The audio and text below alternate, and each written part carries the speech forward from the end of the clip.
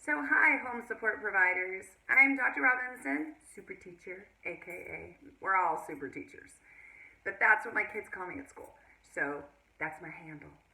So, I wanted to do something that kind of would support you in supporting the kids. So, this was something that I put up yesterday with the kids. And what I thought today is I could kind of give you some tips on what you could do to kind of take this learning and extend it a little further than just them watching. So, in my classroom, we use whiteboards. This isn't a whiteboard I use in class. This is just something I had at home. And we use these magic sheet protector, fancy plastic sleeves. And they're real thick, and we can do right on wipe off without using a lot of white paper. Instead of throwing away a lot of paper, we can just be better for the environment, and kids can practice over and over. And likely you don't have these tools at home, but if you do, yay. And if you can get them, yay. That way, if you're printing things off the internet, you can very easily slide them in, take them out, have the kids do them over and over and over and over and over again, ad nauseum. You do need dry erase markers, because if you use anything other than that, it will stain. And the red sometimes even stains. But they clean with just, you can use a sock on them, probably because you don't have any paper towels. But you can use a sock on them, they can just wipe it off with their fingers too. And it won't hurt them. But if you don't have those things, one of the other things you could do is just a regular sheet protector. This isn't as thick, but it works pretty much just as well. And that way you can cycle back and recycle the work that they're doing over and over, especially for little kids who have to practice a lot at constructing numbers and letters. With older kids, probably not quite so valuable because you're going to retain their work. But you could do it on here and then like snapshot, take a picture of it, and then you still retain it. And then if you have one sheet that they had from school this year, they could use it over and over with different stories or different math. So those are just some tips. But with respect to this, one of the things that would be helpful is, and they can use regular paper. It can just use regular paper, preferably a pencil. But if they don't have a pencil, even a crayon will work. With little tiny kids, we typically use crayons because they're easier to hold, they're easier to grip, and often the pressure that they use when they're writing is so strong that if they have a regular pencil, they snap the tip off, and if they have a marker, they push it into the barrel, and then it's worthless. But a crayon can sustain the pressure, which is why we don't use it with older kids, because we're trying to teach them how to modify that pressure and use appropriate pressure on a page. So preferably a pencil if they're using paper. And the idea behind this is that they're repetitively constructing a sentence. What you're trying to do is help them, what we try and do in school, is help them build first a neurological pathway for the structure of sentence, writing a sentence, constructing a sentence. And while this is really low-level expectation, it reinforces the principles of capital at the beginning, punctuation at the end, space in between words, capitalizing proper nouns, not capitalizing any other letter in the middle of a sentence, writing numbers correctly, and where on a page the information should fall. So by doing something repetitively, it seems kind of silly, like once you know how to do it, you know how to do it, right? But they don't know how to do it. So by them learning how to copy, there's several skills. First of all, they're having to see how a sentence works and building that schematic on what sentence looks like. The second thing that they're learning is how to pull information down from one place and transfer it to another place, which is a super big skill. It's really hard for the brain to hold information, transfer it, and be able to put it down on a page. So they're learning how to look up at something, come down to a paper or to a white mat, and bring that information down and hold themselves accountable to transferring every single piece of information. Now, eventually, by doing it over and over and over repetitively, hopefully what we're going to do is build what's called automaticity, where they can do things fast as a snap, fast as a clap, fast as a blink. That's how fast that they should think. So once they've done it over and over and over, pretty soon the brain just automatically puts it to paper. Now, in learning, there's what's called the U-shaped curve, and what happens is, when kids are doing something that doesn't require a lot of brain power, it goes into that automatic place. But when they get new learning, sometimes it'll displace that learning that looked like it was automatic, and they'll have kind of a fallback. So even if for a week they do this and they don't transfer it, and then they start transferring it, but then they go to try and write the word by themselves on another piece of paper where they did for a week copied it and for a week they wrote it. When they come to a blank page, the information just looks like it's not even there. So that's just the U-shaped curve in learning. When they're trying to expect their brain to do something new, it displaces something that's requiring more thought. So every day when they come to this, what would be helpful is to either give them a whiteboard, or you can also use a pan, like if you have a metal pan or a white piece of like ceramic, either a plate or a serving container that's not too heavy for them to hold, and they can write on the back of that and then wipe it off if you have a dry erase marker. Use anything permanent, it's not coming off, not for a long, long time. Unless you have a magic eraser. Don't let them write on the walls. Or a piece of paper. Or a sheet protector. Or the fancy sheet protectors. So one of the things you can do is make spaces for them or teach them to make the spaces for themselves. So they're making delineated spaces for the words. So this also reinforces that there's dead space or white space in between each word, showing a delineation between word, word, word, and word. And then it also is a placeholder for each word that you're expecting them to put on the page. Now, sometimes kids write really big and they're going to go past this space, or they write really small and there's going to be really too much space between. Eventually, they shouldn't need the lines, but with really young kids, it's probably not a bad idea. And it doesn't have to be magically perfect. If you do it on a computer, that's great. But if you just write it on a piece of paper, that works fine too. And if you have an older sibling do it for them, then this makes them engaged as well. Kind of gets you some parental support. I didn't put any of the punctuation in because I wanted the kids to do it, but basically this is the frame of what we're doing every day on the calendar. Repetition, repetition, repetition, repetition. Practice does make permanent, so they have to practice perfectly. And doing it over and over, it seems kind of redundant, but redundancy in learning is really important. It's that over and over and over that the brain tamps a neural pathway. Essentially, you have two neurons, and the place between them is the synapse. And trying to get information from one neuron to another, when they first start, it can be really sloppy. Sometimes the message doesn't even get there. Sometimes it gets there, but it gets there slowly, poorly. Eventually, they start getting a connection, and then they bridge that synapse. And the more they do it, they get what is called a myelin coat, which makes the messages travel faster, faster, faster. Till eventually they're not having to tell their brain the information.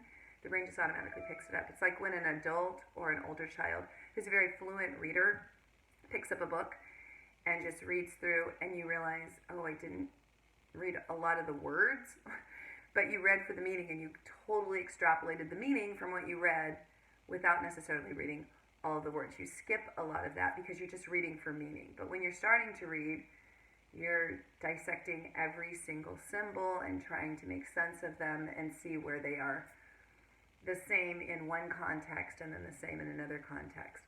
And it's laborious and difficult. It's part of what makes them like crazy and running around because their brain is working so hard.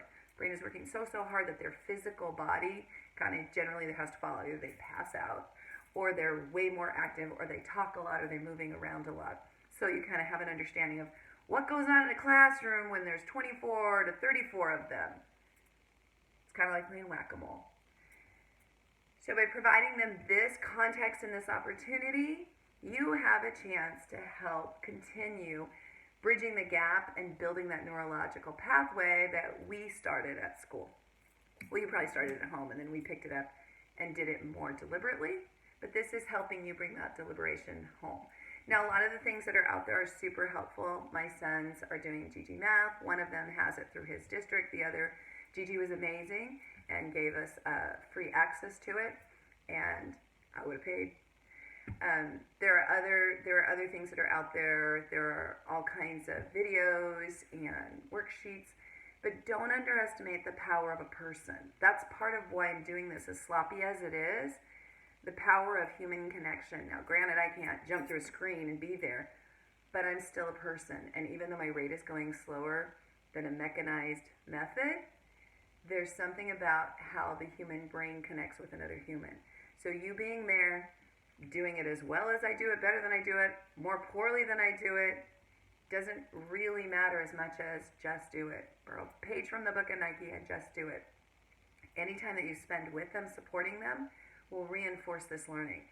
Again, all the research shows that the most important thing in a classroom that informs learning is the teacher. The teacher. So right now in your classroom, you are the teacher. And it's a hard hat to wear because as a parent, my kids will be like, you might be a teacher, but you're not my teacher. And now I am. So there's some pushback because you are wearing multiple hats now. Or maybe it's grandma or big brother or sister or someone who shares the space. Don't underestimate your value. Even if you don't get it right, if you try it at all, it's kind of growth mindset. If you try it at all, there's value in that. And jumping into the page of growth mindset, some of what will happen with kids when you're working with them is they're going to be disinclined to try it. It's not school, it's home, it's really hard. Well, if it's hard, then it means that they're learning. And even if we're sloppy in how we teach, if we stay with it, they will learn. They maybe don't have it yet. Why? Yet. But that doesn't mean they're not going to get it. And they just have to keep on trying. So try is the powerful. There's two, three-letter powerful words that we use incessantly in our room. Try and yet. You have to try if you don't have it yet. So, coming back to this, what I want to show you is some strategies that you can do as a parent. So if it's already there and you see it like on your screen, you might want to just pause the video, screen shoot it, and then cover up pieces of it because this is a lot of information for a little person to take in. And when I record it, I tend to go at the rate that I would do it in a classroom so that they have time to transfer it to their page. And running back is valuable, but in real world, we don't run back. So it would be better just to pause it and then mask some things.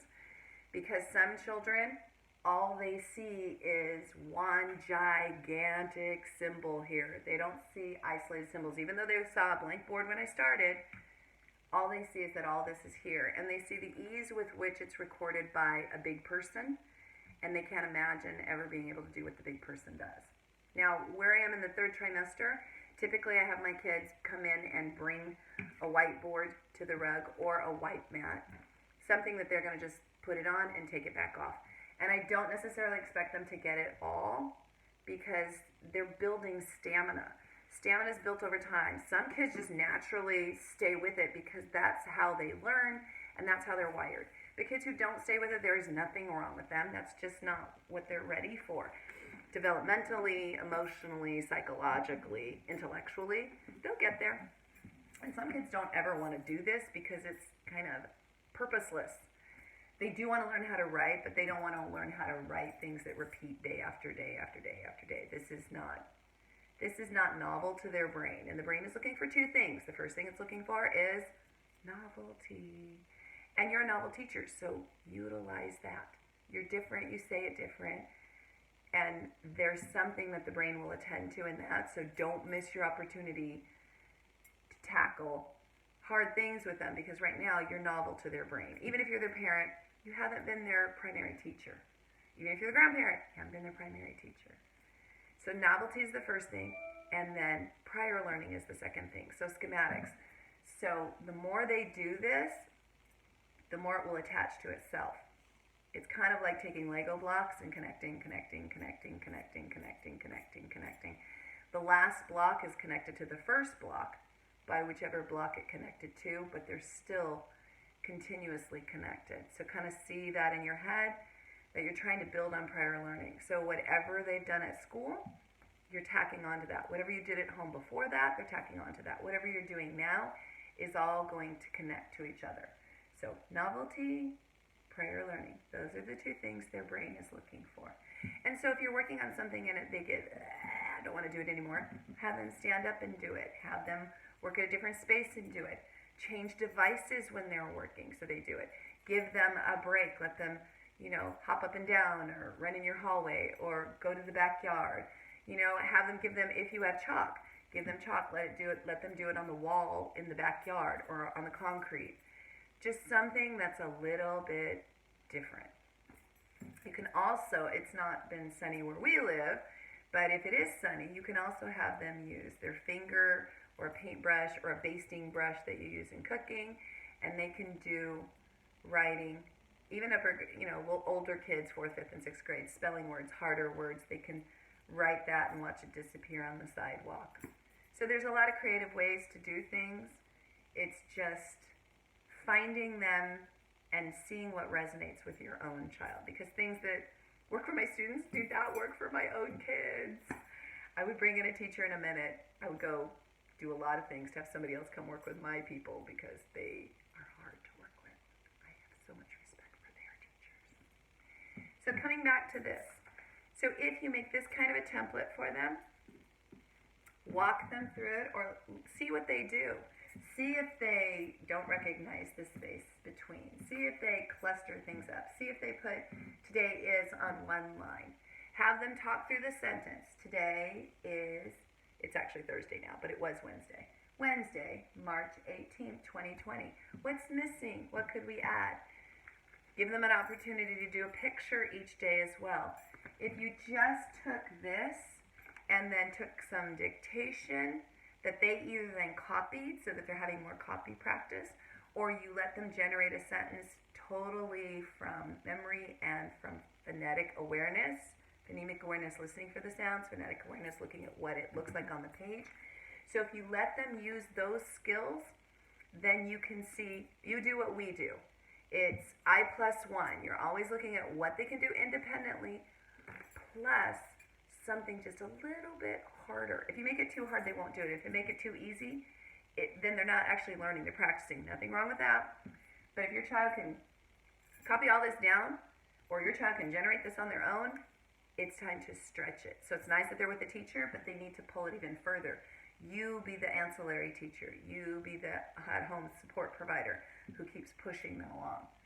So if they're doing this, the value of doing it on something you can wipe off is if there are corrections that need to be made, there's no need to cross out, the mistakes just disappear. So if they did today is, and then you see, they don't have a capital at the beginning of the sentence. You can do what we used to call daily oral language, where they have to fix stuff.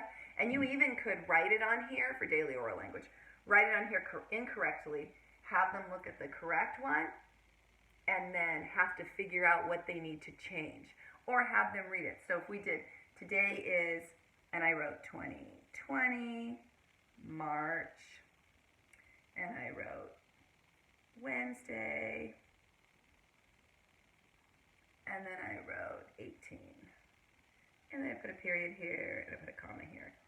So now they have a sentence that they have to correct. And what you'd want to do on this is not have this as your model, you'd want to have this here, and then exactly the same 6 lines below it, so then they would have to figure out what it is. Now, maybe you don't even show them this sentence. Maybe they have to say, today is 2020, March, Wednesday, 18th. Do we talk like that?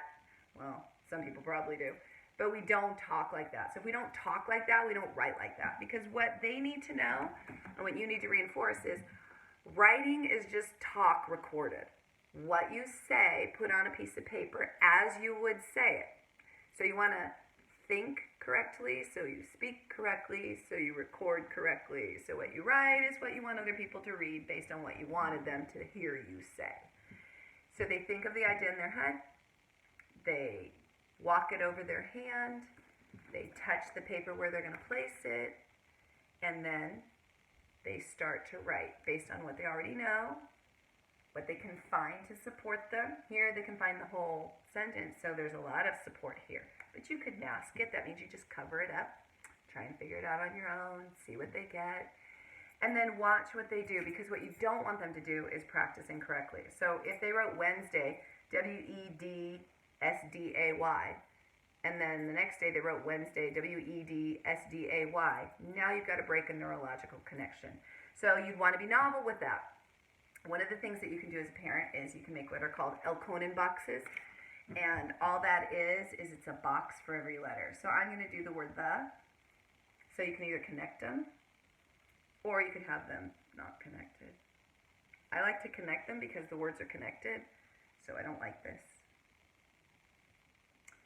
So you just make this, and then they'd have to do the.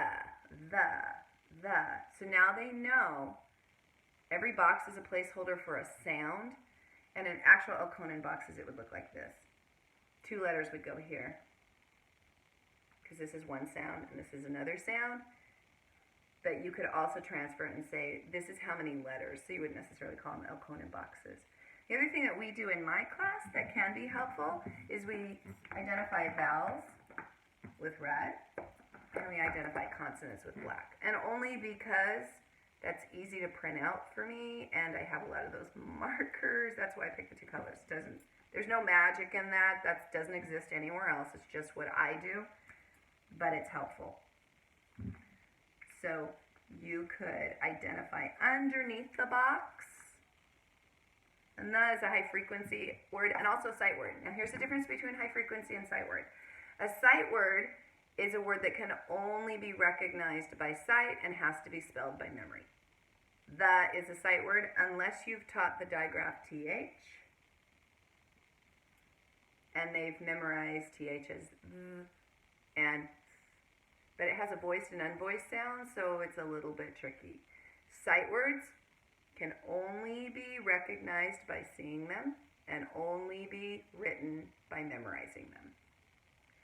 High frequency words are the words that show up in what we read and what we write. And the first 10 show up in 50% of what we read and write. So a high frequency word like this, which we call can completely be sounded out. Can. So it isn't a sight word because you can sound it out using your phonemic awareness and your phonetic skills. That's a word that somebody can sound out. So that makes it a high frequency word, but not a sight word. Now you might recognize it by sight. Eventually, all your words could be by sight, but they're not sight words when they start out. This is a sight word. This is not. This is not a sight word because one of its sounds, the long I says I. So it's not a sight word. It's a high frequency word. It happens frequently in what we read and what we write and how we speak. So it happens a lot. High frequency. Not sight word. I can, and we see it and we know how to spell it. It's one of the first ones most children learn because it's a personal pronoun about them. They use it all the time. I want this, I need this, I'll do this, blah, blah, blah. But it isn't a sight word. So these are some tricks and tips that you can use as a parent to kind of reinforce some of the things that we're doing at school now that you have your little people at home. The other thing that you can do is look up online for Fry's list of words, and then work over the first 100, the second 100, the third 100, and they go in succession. There's books of lists. You can go online now, and while we still have the internet, might not be a bad idea, look up some lists. You want to focus on writing with adjectives, describing words for nouns, and adverbs, describing words for verbs, and just teaching them the basics, nouns, verbs, adjectives, adverbs, pronouns, moving into conjunctions, joining words. But the idea is that they think in detail, they speak in detail, they record in detail. Whether it's you taking dictation and writing it down for them, and dictation is, this is my garbage truck from yesterday. So if I were going to write, and I'm a little person, I might say the, and I know there's a T in it, and then I call this a skill line. I don't know it now, but I will know it later. Skill. Something that I know I will know later. So they can leave a space because they know something else is there. The garbage truck, I see garbage, j. Sounds like a j. Garbage truck.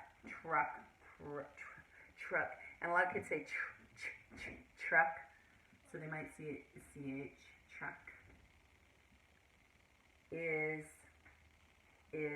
oh, I know that word, is fast. So that might look like a phonetically awareness-informed, phonetically spelled sentence by a small person. But you might come and they might be able to give you more information than what they just recorded. They might say, yesterday when the garbage truck came, it was so loud and so fast, and it picked up all of the cans with this big arm. That's a lot more than what they recorded, but you could record it. And what I recommend to families is that they flip over the paper and do it on the back, or you do it on a second sheet and then put it either underneath where the words can flip up to where you can add it to it, but your words that you wrote aren't there, their words are, just to validate their writing, because obviously most of us can record more than a 5 or 6-year-old, and if that's the case, it can be very discouraging to feel like, oh, I can't do that yet, so I won't do anything at all. So the idea is that you want them to record what they can record, and then you want to record what you can record. So back to our little activity. Here's back to my little sheet protector. So if you're not going to have them do daily oral language where they're fixing stuff, you're just going to have them record. Then you would have them look at the words and transfer them to the paper, and then transfer these sentences. And then either on the back, draw, or on a separate piece of paper, draw. Or you could have them do it on a piece of paper, give them a second piece of paper, and let them keep something like a journal. And then every day record what they did or where they went or how they felt. Now as a parent, these are historical times. I mean, this has never happened across the world the way it happened as quickly as it happened. And so you as a parent could also maybe log some of your own ideas on the back, because this is kind of a historical record of a time in history when things are probably going to shift remarkably on the other side of it. But what's happening right now, your view, their view might be significantly important, and keeping this as a record might be kind of valuable, because maybe they, when they are older, look back and see an account of what happened with them and with you. All right, so that's just some of my little ideas, and I will likely record something else for home support providers, because home support providers can be any number of people rather than just say parents, because some of you might not be that child's parent. And so this might be supportive of you being their support provider now that they're at home. So if you have questions or you want information, I think you can post a question and I'll respond to it, likely in this kind of form. I'm trying to do something every day for my kids, but my kids are anyone who's watching, and any parent who's watching. If I can help or support you, I would be, or home support provider, I would be happy to support that as well. So look for other videos, and if there's something you want to see, by all means, post it below. Subscribe. I need my kids. Wherever the button is, push that button, the button, and join us. And encourage other people to do so as well, because this is just community service. I'm being paid to work by the state of California, so this is me working to support the state of California. But if you're not in California, I'm being paid by the state of California to work, and hopefully this supports other states. So this is our gift from California to all of you wherever you may be. So thank you so much for sharing this time with me.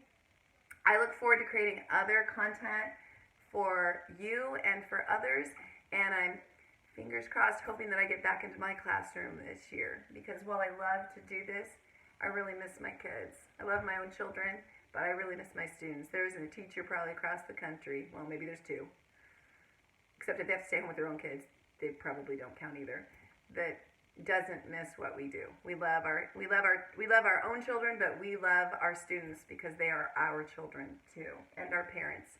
So on behalf of all teachers everywhere, all the super teachers everywhere, thanks for supporting us, and I'm hoping that we're going to find platforms to continue supporting your children's learning.